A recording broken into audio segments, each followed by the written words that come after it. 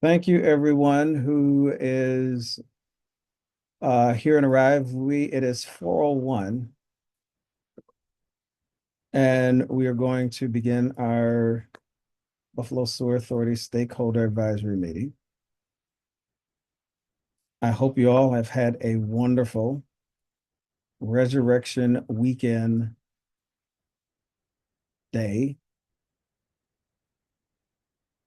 weekend.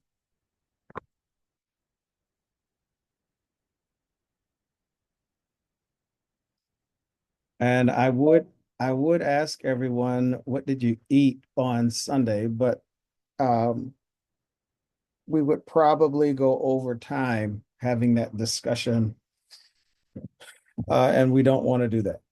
So I hope everyone has had a wonderful weekend. That if you had an opportunity to spend time with family or whatever you have done, it was very pleasant and good fellowship. And whatever you ate, I hope it was good. All right, we're coming in here.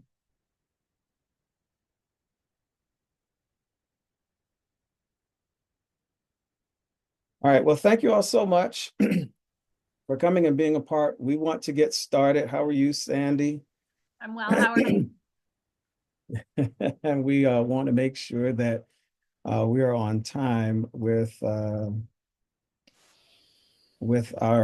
updates. So we're off to an eventful spring, other than spring cleaning, which is an event within and of itself.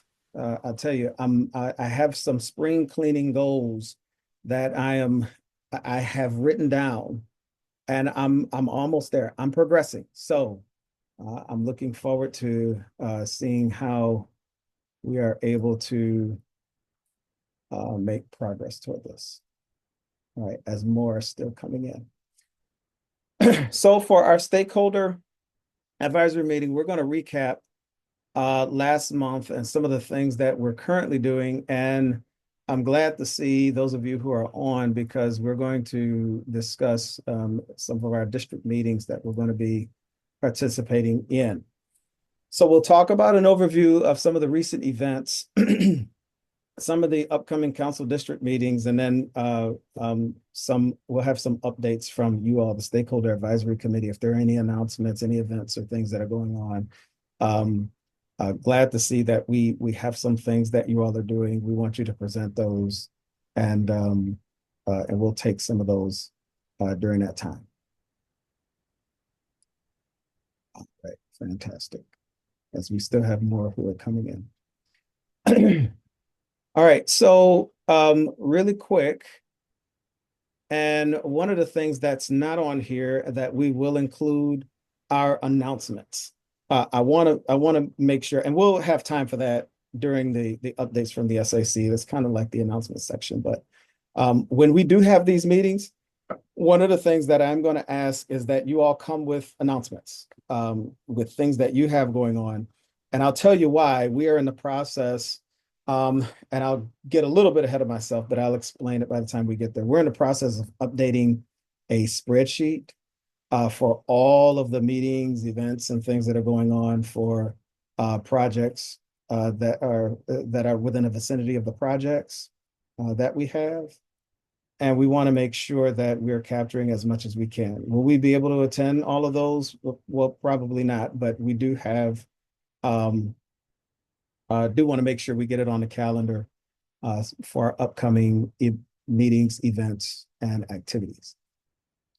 All right, we'll get to it.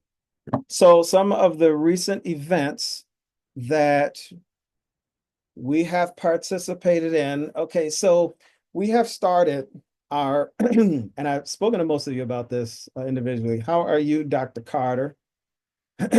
um, with regards to our council district meetings. So according to the Department of Environmental Conservation, we have to meet this requirement where we have to take this show on the road. I call it, when we do big projects, I call it, we have our council district tours.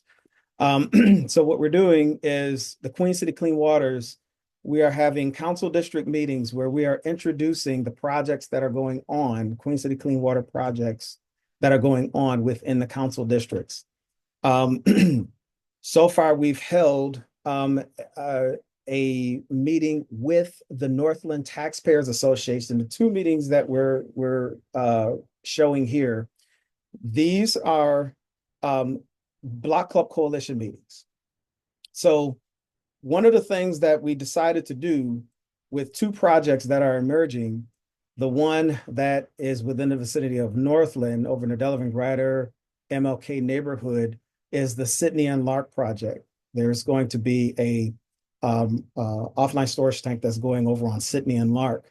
And so one of the things we wanted to do is inform that block club coalition directly, which the block club members that are on Sydney and Lark, who is Square Block Club. Most of you may be familiar with Square Garden, that's on Fillmore Avenue. That's the block club. So it's going to directly impact them. It is right within their neighborhood, their homes.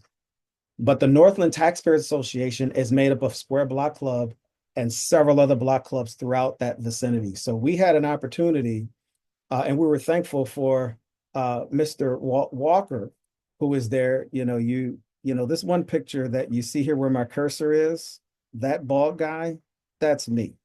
I don't know how I got there. But if you look at the tall, handsome guy, that's Walt. He was in town. He was here. And we were able to meet with the Northland Taxpayers Association. They were very gracious to give us time to update them on the Queen City Clean Waters project, Queen City Clean Waters Initiative, and also take their questions to really dive deep into what was going to be going on there, what it looked like, why the neighborhood was chosen. And we really had an opportunity for some good Q&A and dialogue. So that was held on April 8th. And then the University District Block Club Coalition was held on the 15th. This was to fulfill the project that's going on in the University District, the Edison, Martha, Millicent, Roosevelt Park, Charter School of Inquiry, just behind the charter school. And so the University District Block Club Coalition includes members of Edison, Martha, Millicent, that area, along with other block club members throughout the University District. So with both of these meetings, there were not council district meetings. These are block club coalition meetings, but we were able to reach a substantial amount of representation throughout each district by having these meetings. And these were a bit more intimate meetings where we were able to have dialogue, question and answer. And so we were able to meet with them, have some conversation, and give some really good updates as to what's going to be happening, what's going on, and answer some basic questions.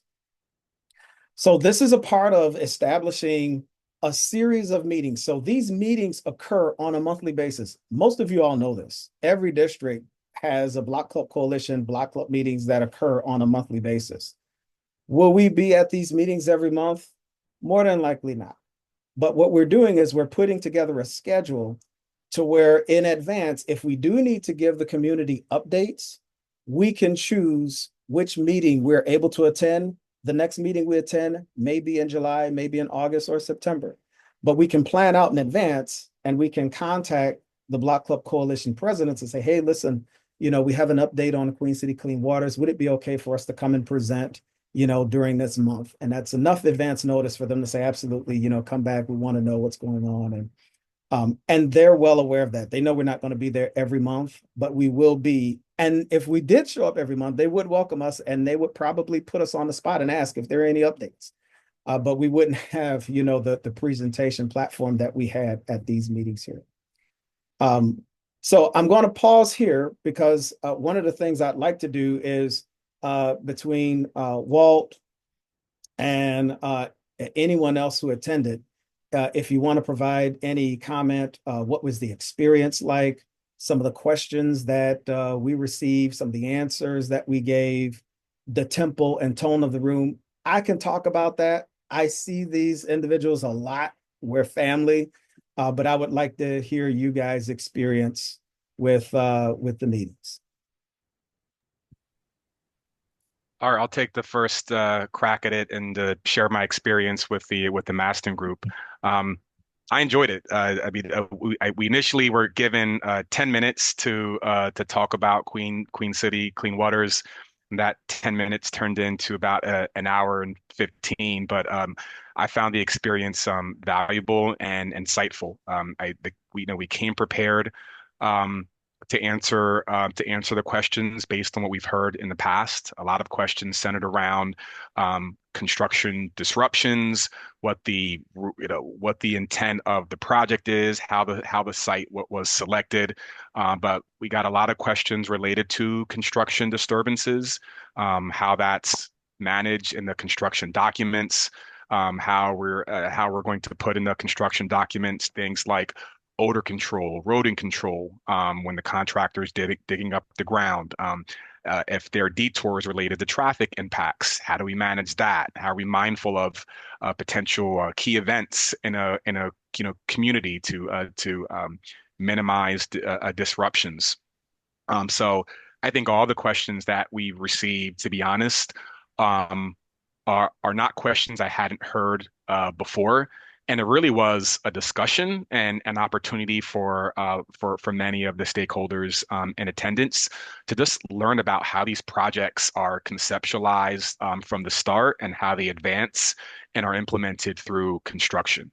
And what was key to communicate is that we are still ways away from the start of construction for some of the for these larger projects. For Maston, one that's focused on real-time controls, offline storage project, and the purpose of this engagement now, early and consistently, is to get that feedback during the planning and early design phases, so that where possible, we can incorporate that feedback into the actual project.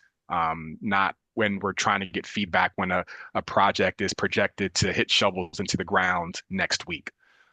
So we gave the folks in attendance big picture of what this project is intended to do and made a commitment that we will have regular check-ins as the project design advances so that there's still more time for feedback.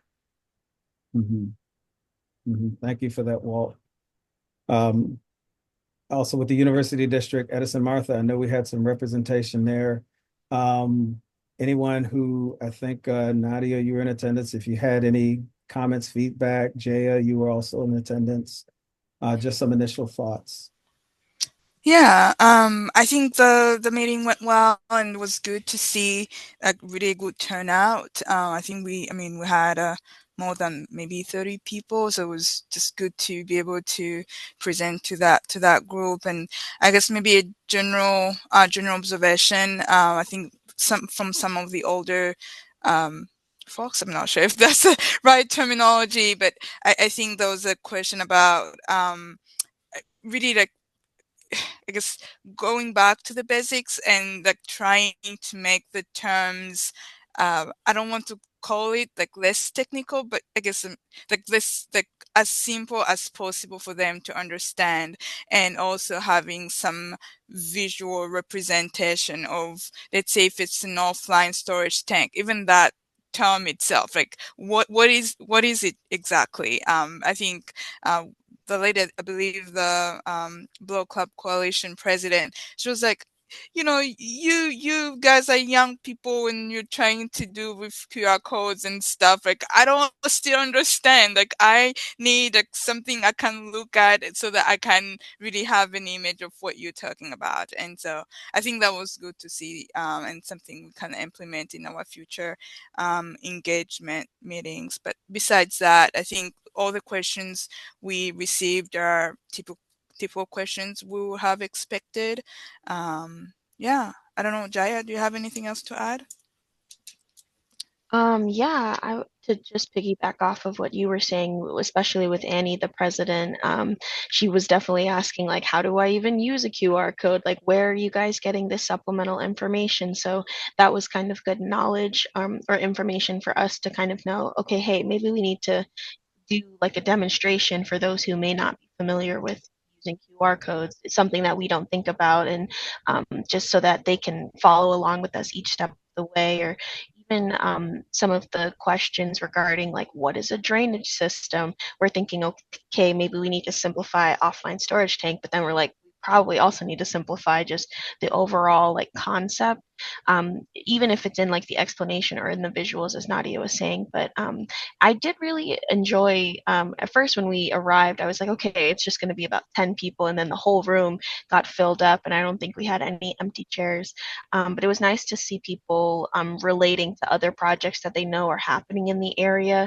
I think one person who also was presenting on their block club agenda had mentioned, oh, is this going to impact the Roosevelt Park um, betterment projects that are upcoming, and is this going to delay that, or is this going to take away from that? So it was good to know that some of the questions we had internally prepared for were being asked, and that they're being mindful of those things as well. And Jaya, to that point, I think it's also a reminder for all of us is to not assume that residents and stakeholders come into these meetings completely uninformed. I mean, they Yeah, know what's going on in their neighborhoods. So I right. enjoyed the back and forth discussions we had about, to your point, Jaya, other non-Buffalo sewer projects related Mhm. to the projects that we're laying out. So Yeah, not taking for granted that the community residents and stakeholders in those meetings, they don't like they have an idea of what's happening in their community, and they're asking really informed questions. And I think to yeah. that point, because we approached it as a discussion, and it's about the work that we love to do. I mean, I enjoyed the experience, and there were a few folks after the Northland taxpayers meeting, which said, thanks for not taking this personally, with all the questions that we asked, and there was no reason to. It was an opportunity to inform, but also to learn through the exchanges. And I think if we come in with an open mind, but also make a commitment to being transparent, to being accessible, and to be willing and to be committing to build and establish trust, then that the space and culture of openness and communication and willingness to listen and provide constructive feedback will always remain there. But we need to maintain that trust, accessibility, and transparency. Yeah, definitely. See, Sandy has her hand up. Go ahead, Sandy. Hi, everybody. Thanks for just the update and for all your work too. And I was just curious in those two meetings, just to Walt's point about folks having an understanding of all the other things that are happening, and just I think the breadth of things that are happening, right? That we all know are happening. Like, did you get a sense of kind of community fatigue, or like Mhm. what was the sense? I'm curious because I wasn't at either of those meetings, and I'm always sensitive to that in the back of my head, and I'm always curious in real time what sort of sense you got from how people are feeling. Hmm. Sandy, I would say from my personal observation, really just curiosity. Um, I think there were questions that were asked about proximity of our projects relative to others. And so when we talked about a project that's happening at Sydney and Lark, we know it's adjacent to Kensington Expressway, but we made it clear to say that is not that project. That is a DOT project, for example. Um, I think other folks in attendance also just shared some of their past, experiences or what they knew about Buffalo Sewer, related to, service issues or projects or, calls that they've made. So I didn't get the sense that there was any meeting fatigue or projects fatigue. I think we need to be mindful of that moving forward because we know that there'll be DOT NFTA projects, parks, the City of Parks projects. And so being mindful of that and where we can, if we can leverage those other agencies into those meetings to say, hey, here's how we're working together. I think that's an opportunity to maybe minimize that risk of fatigue. And one example of that, Sandy, is we had NFTA reached out to Buffalo Sewer to say, hey, at these council district meetings, can we get a table set up to pass along some information on projects that may be happening in that neighborhood? So where there's opportunities to cross collaborate with other agency projects, we'll work with Buffalo Sewer to try to do that so that we're being as efficient with the message as possible and not overwhelming residents and stakeholders. And to that point, we've also piggybacked on to the City of Buffalo's planning departments and vision neighborhoods meetings and highlighted what projects we're planning in those same neighborhoods and so that we're looking at the same thing together. But then not only are we piggybacking on NFTA's Bailey Rapid Transit, but then they want to piggyback on our university and other district meetings with tabling for at those. Mm-hmm. All good feedback. This is fantastic. And one thing that that's a good question, Sandy. One of the things that is important to know is how a lot of these projects are interrelated and overlap. So, you have the Sidney Lark, for an example, which is just adjacent to Northland. Northland just received, funding to bring online, 631 Northland, 541 East Delavan, which is in the same vicinity of the new Mount Olive Senior Manor, and then at the meeting, at the Northland Taxpayers Association, Robert Moutry, who's the executive director of the Mount Olive CDC, just announced prior to us presenting that there was another project that was coming down the line that involved some townhomes. So now that's another project. You got ECMC and Glenview, which is the project by CB Emanuel, 135 residential units, some commercial and retail that's going to be going on. So the residents are not just involved with meeting and talking about, their budget and fundraising and events, within their community. They are worried about, infrastructure that's going on in their community. They're worried about brownfield and environmental opportunities. 541 East Delavan is a Superfund site. And so, when is that going to be clean? And so they really dig deep. And I think I can speak to this. And Dr. Carter, you can chime in and help me with this. But every Block Club coalition, Hanlon Park Taxpayers Association, university, they all are former professionals. Most of them are retired. And the way that they are set up is they will designate a person to go and do research on a project. And they will do thorough research. They're down at City Hall. They're in the Permits and Inspections Office. They're in Office of Strategic Planning. They're at Zoning. And they're getting information on this stuff. And they'll bring it back to the group. And that's how they stay informed on these things. So number one, they have an expertise of a geography because they live there for so long. And that's why when you come into these neighborhoods and you have somebody say, they'll start out with saying, well, I've been here for about 35, 40 years. Well, that's not them gloating about tenureship. That's them letting you know, I've seen more than before you were even born, right? And so, Dr. Carter, and I think this is an important time as we prepare for these meetings, talk a little bit about how the block clubs, interact and how they get involved and how they collaborate and talk with each other, to stay informed. Well, the block clubs, can you hear me? Yep, we can hear you. The block clubs are very intuitive also. They do their own investigations. They do their own due diligence with knowing and, doing that meeting with university was a great thing because they are all informed. They go to meetings. They do come down to City Hall, get information. They do talk to the council members. They also come to different committee meetings, especially like CD or, even legislation. If there's something going on, they want to be informed. They want to know. So when you have meetings and you bring them good information with details, they pass it along to each other and they call and let other block club leaders know that you have great information. And sometimes that's how other messages get across and other members want to have you come out and talk. So a lot of times it's like the squeaky wheel. They start talking and everybody start listening. Mm-hmm. That's the block club. Mm-hmm. Mm-hmm. And it Yeah. goes on with the coalitions and the tenant councils and and like I was saying, there are a lot of professionals. I know on the Beverly Road Block Club itself, it has a bunch of city professionals.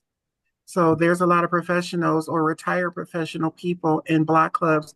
And some of them, matter of fact, one block club has a person that used to work in on the planning, through the planning board or something Planning like board. that. Yeah. Yeah. Yeah. Hmm. Thank you for that. And so I Nope. say that to say and have Dr. Carter to give us that context so that we'll be, prepared with going to the block club meetings that, hey, these are the experts. As part of the reason we did in our planning meeting, in-person planning meeting, that spectrum of engagement, inform the consult part. How do we posture ourselves for the block clubs and the people to be consultants to us? That's this part. That's the part where we're capturing this information. So not to spend a lot of time on this, but I think it was very important because one of the things we got back from the university district is and we said this would happen. It's just inevitable, and more than likely it'll probably happen again. Is even though they've done that we're introducing this, and some have done the research. Is well, what is it? What's going on? Can you explain it a little bit better? Maybe there's a model or something you can show. We don't quite know what this is. A tank. What are you talking about? And so, and it's okay. But I think the thing is just having proper context and going into these meetings with that understanding. Okay. Big shout out, hand clap, balloons and confetti. The Buffalo Sewer Authority is 90 years old and had a groundbreaking celebration. We see some familiar faces here. I'm going to open it up if Rosie and or Mr. Haywood or anyone who is in attendance want to talk a little bit about the groundbreaking and about the event. So this was a groundbreaking ceremony specific to the Jefferson at Delavan project and specifically the Florida phase of that project. But because we were able to do this groundbreaking, we were also able to have a celebration of our 90th birthday and really bring the Jefferson at Delavan stakeholders specific group together with stakeholders from the overall Queen City Clean Waters, together with our board chairman, the mayor's office, and design teams, and even the contractor for this specific project as well as the councilwoman's office. So it really served a whole bunch of purposes. We got some nice press across the board, and I was happy to see that the press across the board was not just one thing. Their spectrum really picked up Mr. Haywood's comments. Some of the others picked up the mayor, some picked up the chairman. Several of them picked me up as a secondary speaker. So it was good across the board. And Ms. Zeta didn't, her speech didn't get picked up by anybody, but she still appears in a lot of the imagery, as does Councilwoman Everhart. So overall, it was good to have the visuals and just the again bringing more attention to what we're doing, having people be able to then take that and ask more questions and build awareness of Queen City Clean Waters as we go into this public participation forum phase.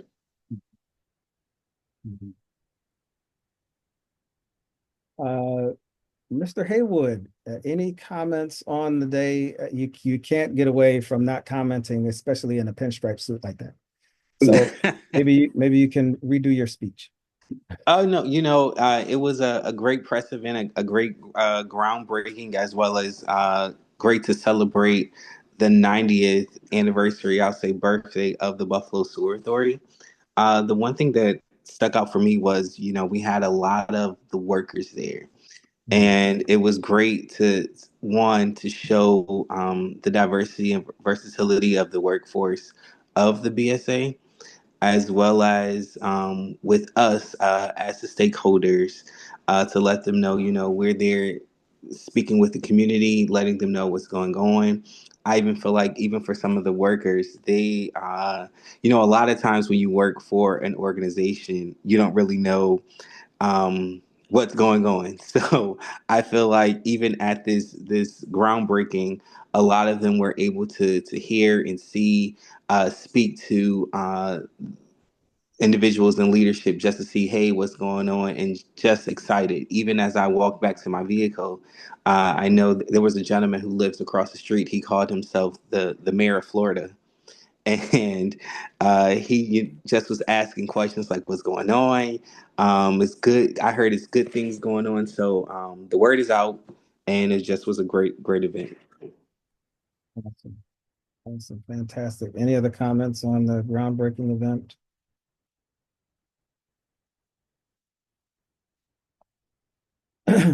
So we held our first of 9 council district meetings.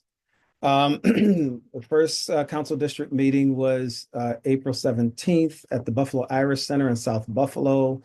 And this was 2 things here. The venue was spot on, but this was also Holy Thursday.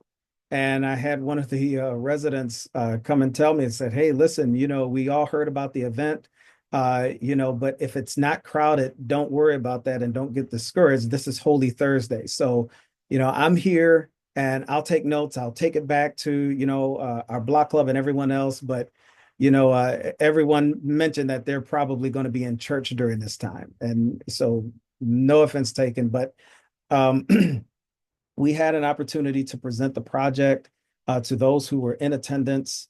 We did have food. We had our poster boards, and for the first go round, it was successful. I would claim it to be successful. People were informed about it, and even though we did not have 100 people at the meeting, I don't think the space could fit 100 people, so I'm exaggerating a bit.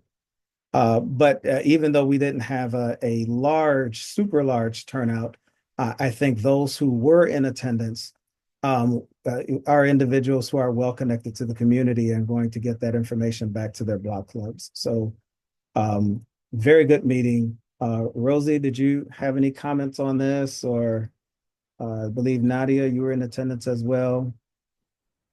Yeah, Anything? again, it wasn't the huge attendance, but at the same time, the actual Queen City Clean Water project that's in South District is a decade out. And it's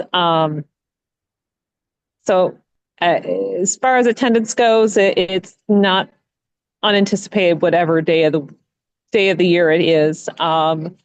And I think it would be good to make sure we get the recording of that posted to the website sooner rather than later, and really encourage comments from various folks through that process, through that recording.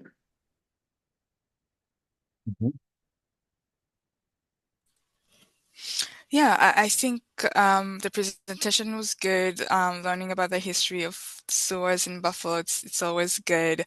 And I think it gave us maybe an opportunity to know what to refine better on future council meetings. And so I think definitely, as you said, all right, I think it was a good start. Mhm. Yeah. So for the next upcoming meeting, and yeah, so for the next upcoming council district meeting, we will be this Thursday at the Girard Place for the University District meeting. What I'd like to do is Kate and Aparna, or if anyone has I have the flyer, but I'm presenting, has the flyer, if we can share the flyer with the stakeholder advisors, please, whether we put a link in the chat or if we send an email to them. Please, with your networks, make sure that we get this out to those who are in the University District. Also, the Maston District will be next week, Monday at 6 o'clock at the Northland Workforce Training Center. Big kudos and thank you to Kathy at the Girard Place and Asantwa at the Northland Workforce Training Center for allowing us to be able to use their facility to host these types of meetings. But we also want to make sure that the community knows about the meetings. We've done some things on social media. I do believe these first three meetings were in a press release, but we also want to make sure that we know how people get information. People begat people. And so it's thank you so much, Kate. So word of mouth, sharing on your social media networks, sharing in your email networks. The Hallmark Firm, we have a text messaging system. We're going to be sharing it through our text messaging system, and just making sure that we get all of these out. We have secured so for the month of April, we are secured for the month of May. We are securing actually Ellicott, Fillmore, and Lovejoy districts. Thank you, Dr. Carter, who has helped us to secure Lovejoy. We'll be at the Schiller Park Senior Center. We'll have these dates all to you. I could rattle off the dates now, the dates that have been secured, but we'll send this all to you in an email along with the flyers.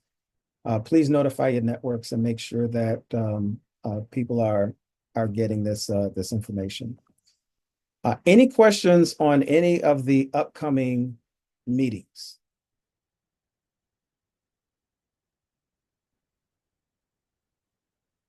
Fantastic.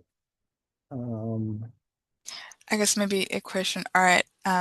Is anyone on the stakeholder advisory committee in any of the upcoming council district or lives in any of the districts that we have meetings upcoming? That would be helpful, I guess, to know and to connect. Well, I'll be at the one on the 28th, so I'll be stopping in because that's at the training center. So I'll be stopping down for that one. Okay. Thank Thank you, you, Santiago. Asantha. Thank you, Deirdre. Deirdre will be, I'm assuming in the chat, you will be in attendance at Maston. I think once you have those other dates, even though I'm not in them, if they just align with the schedule, I'll still try and come just as a member of the advisory. It's just timing and scheduling for me. So the sooner we know those dates and they can be shared, than trying to like place them on calendar, even if not staying for the full time, but at least sometime there.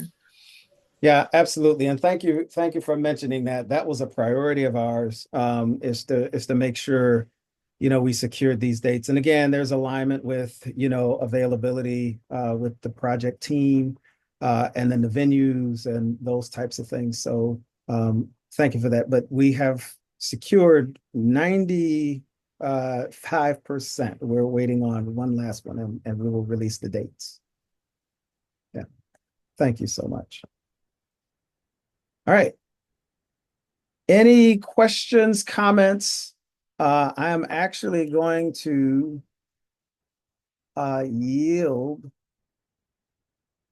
the floor to just want to make sure we got things here to Sandy. And Sandy, if you want to talk a little bit about the Waterkeeper Weekend at Canalside. Sure. Thanks. Yeah, we every year Waterkeeper opens the water season with Waterkeeper Weekend, and this year we are partnering with Resurgence down at Canalside to host Waterkeeper Weekend, the weekend of May 30th, 31st.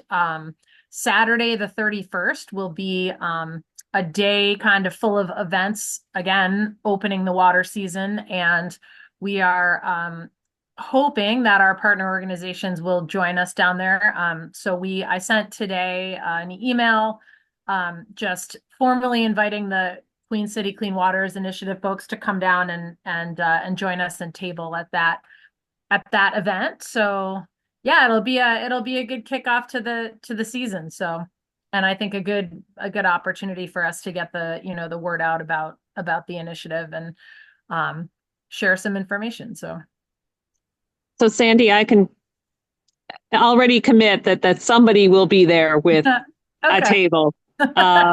Okay. What combination of stakeholders and BSA staff and whatever, but we will have a table. Awesome. Well, we look forward to that.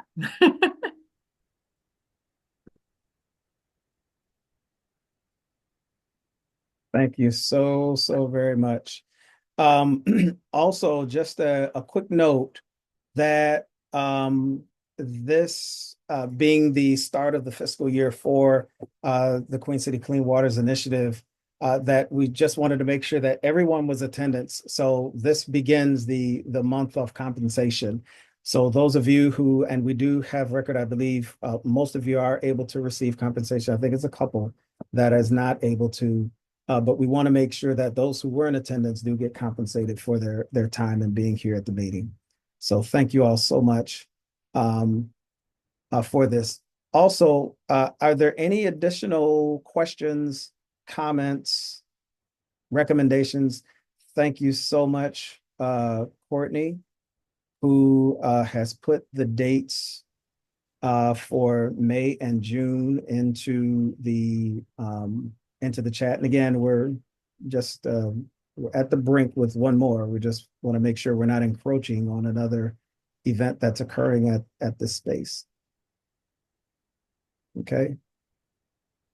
Yeah, Art, I have just a couple comments. Mm-hmm. So first of all, I wanted to give a little bit of feedback. I've been showing the website to several different committees and members of the community, and everyone has said that it's very intuitive, it's very easy to find information, and they were very appreciative that it's so up to date. They really liked that. Awesome. Fantastic. And where you're referencing the interactive website.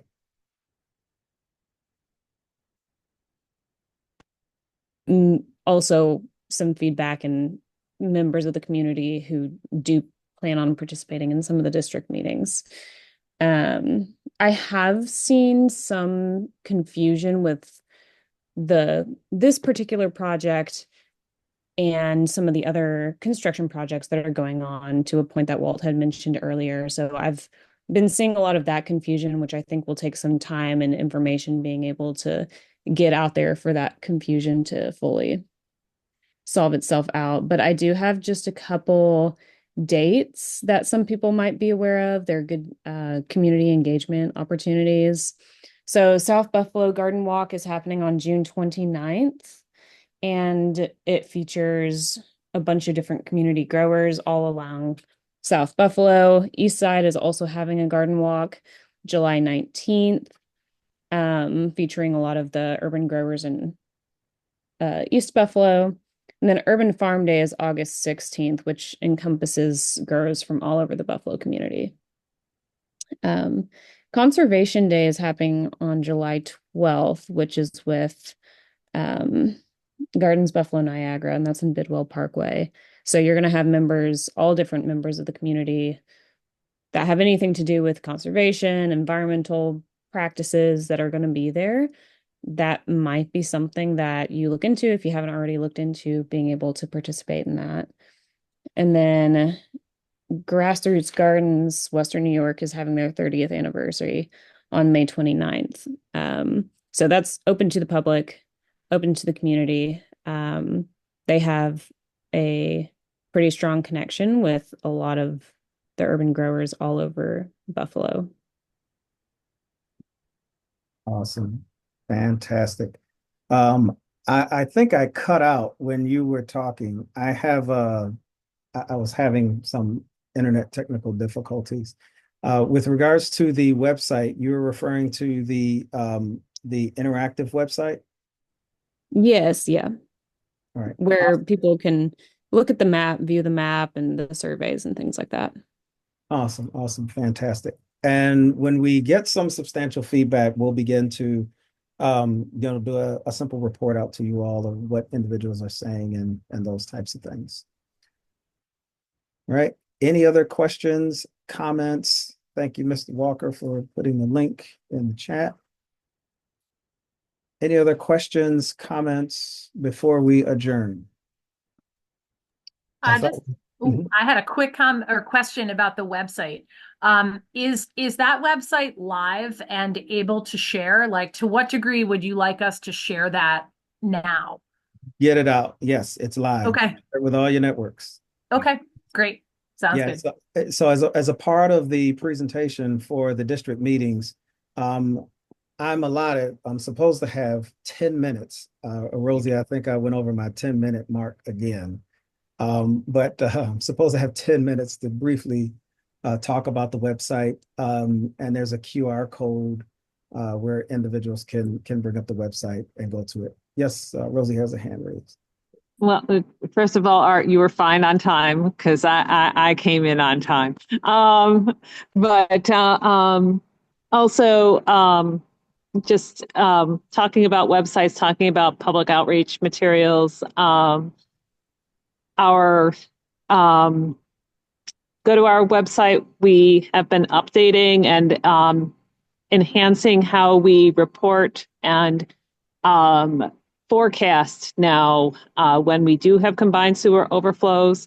And we are going to be putting out QR codes along the waterways where we have our CSOs so that folks can get real-time data. And we're working through some technical issues and making that all happen. But just as we're talking about what's live, what's not, I did want to bring that up because I know we're going to be entering into the recreational season here soon, and people are going to be out in the waterways and asking, is it safe to be out here? Is there poop in the water? Is there not poop in the water? And so we are updating our poop in the water map. Rosie, did you say that you guys are going to you're putting QR codes at the CSO discharge points? So we're working on, so we have the green signs right now at all of our CSOs that meet at the compliance with DEC regulations and are specified in our permits to be a very specific configuration. We are going to be putting up additional signage with multilingual information and then a QR code and website information with that. Over the next several months here, we're building that out. But so there's a physical installation piece and construction piece, but then there's also the technological QR code. And we're working to figure out how to make it so you can actually zoom into whatever CSO you are standing at that moment and find out when is it activating now? When was the last time it activated?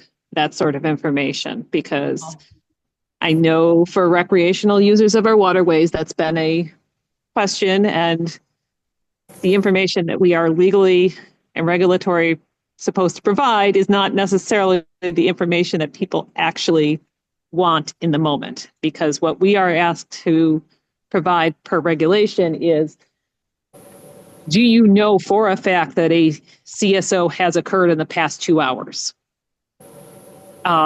Which that's interesting data to have, but if you've been out kayaking next to a CSO that's been activating for the past 2 hours, it's not altogether reassuring. So we're working so that people have really real-time reporting information and forecast information so that they can plan ahead instead of react after the fact. Yeah. So thanks, Rosie. I know, I bring delightful information to everyone. Well, I have some delightful information. We finished 10 minutes early. And I think that requires a round of applause for the facilitator. I'm joking. We do applaud you, Art, because we know that that's difficult for you. Quick That's question, a and good I'm one. sorry if I didn't and I missed this before. I saw the QR code in the website, but is Queen City on social or is it running through Buffalo Sewer Authority on social? Oh, I only ask, I'm not a big social person, but just with sharing, like I share a lot of stuff through LinkedIn. So I just want to know, like, how is it being, is it on social? I guess is the question, so I can know how to share it that way. We're sharing it through Buffalo Sewer on social. Okay. Instead of trying to build up an entire parallel uh, infrastructure and then having them not talk to each other.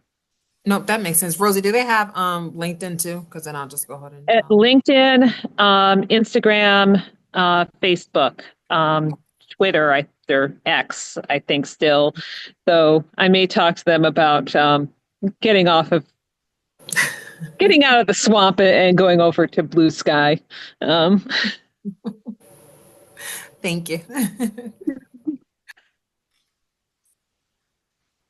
Fantastic. And Santua, I just put in the chat the link, the LinkedIn link from Buffalo Sewer Authority's post when they announced the interactive website launch. So if you just want to get quickly to that, that'll connect you to Buffalo Sewer's LinkedIn page, but also the specific announcement sharing the launch of the interactive website. Thank you all. Okay. You're welcome. I'm on a good streak. We have 8 minutes now that we are getting out early. Does anyone else have anything they want to say?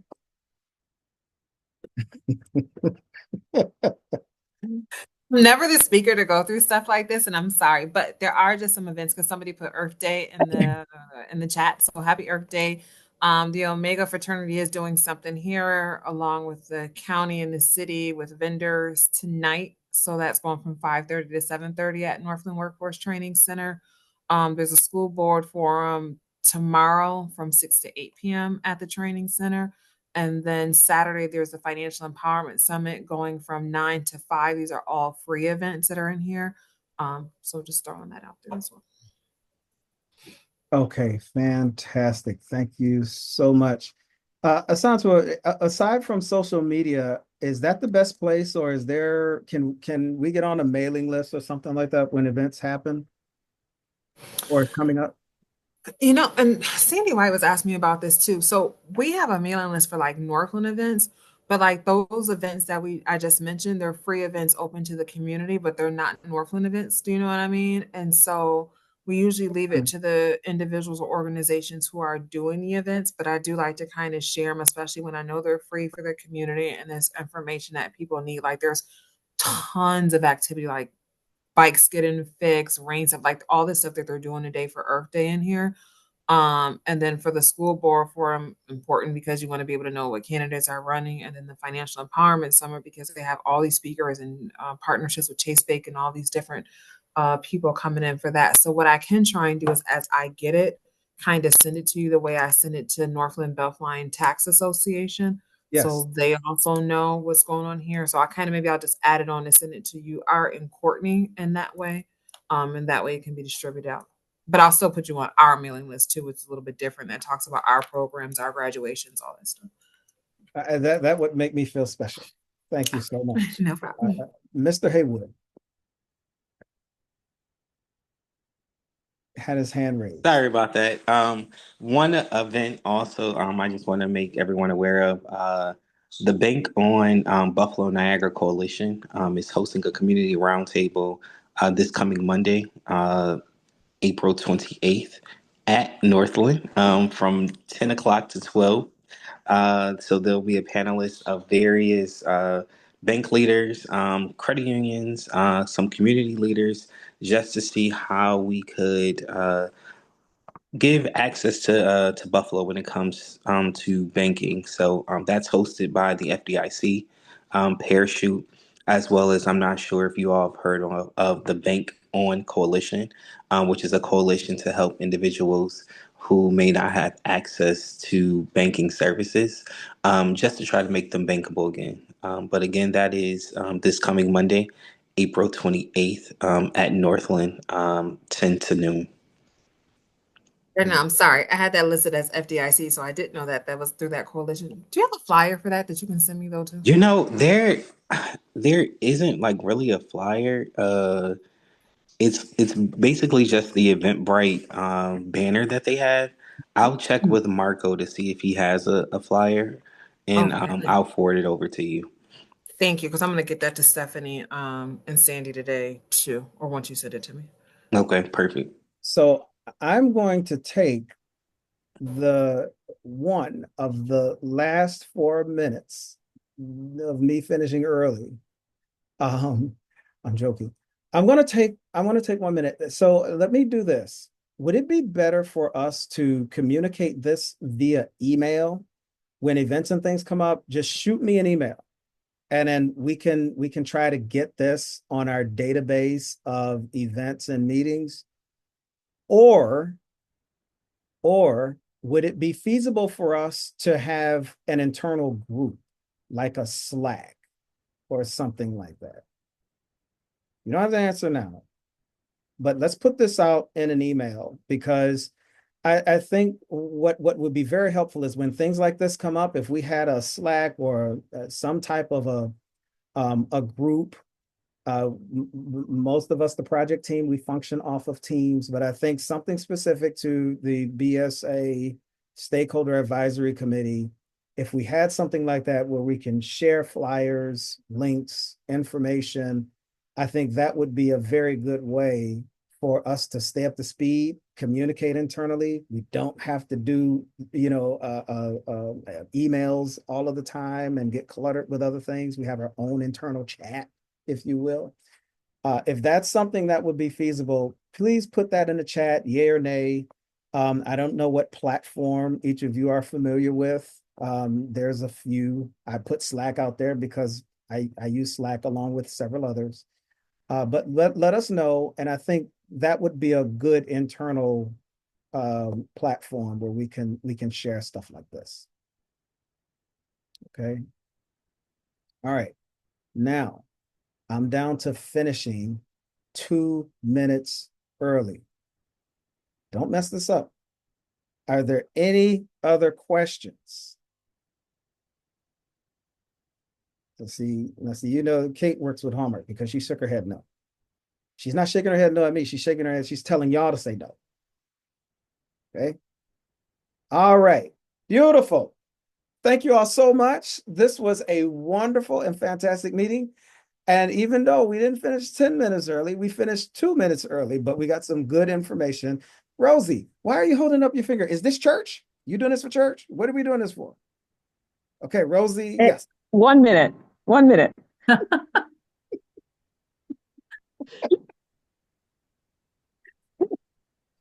on, you wasting a minute. Oh yeah, we're at 1 minute. Okay. Thank you all so much. Have a wonderful and fantastic evening. Thank you. Bye, everybody. Happy Earth Day. Take care, everyone.